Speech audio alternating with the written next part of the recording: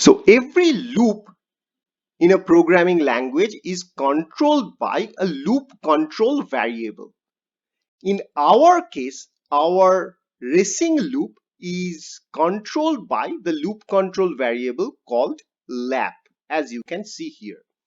Now, this loop control variable has three different things, or on the other way, we can say like a loop has three different parts based on its loop control variable state.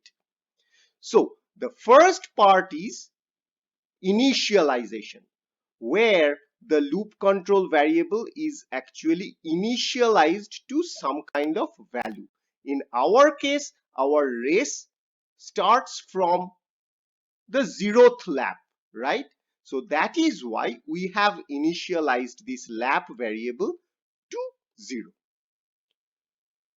What is next? Next is the condition, that is, when should our race finish, or in the context of programming, when should the loop finish the execution, when should it stop repeating all the statements. So that part is called condition. In our racing example, the loop control variable should be less than equals 4 in order to keep on iterating.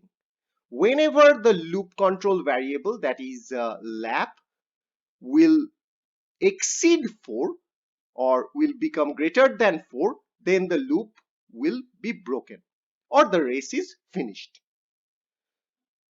The next part is called the modification. Just like the racing track, by the end of the lap, each competitor needs to increment the lap count, right?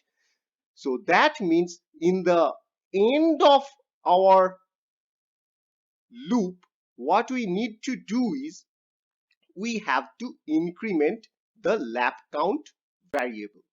So now in this case, it is just increment, like lap equals lap plus 1, but it can be any type of arithmetic or different types of operations which modifies the lap count variable, and it should modify in such a way so that at some point after incrementing or after modification and modification and modification in every iteration, it breaks down the loop condition.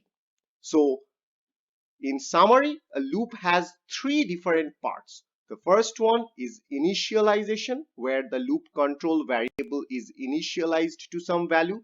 The second one is condition, which comes right after this while keyword in Python and followed by inside this parenthesis, where actually you have to specify how long should the loop continue based on the status of the loop control variable. And the third part is the modification, where you have to modify, maybe increment, maybe decrement. In our case, it is increment. Modify the loop control variable in such a way so that at some point of time it breaks this condition.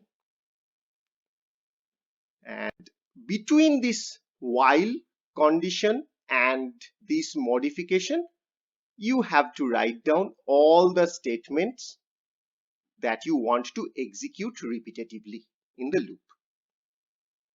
So in the next video, let us try to understand this entire thing through a demo.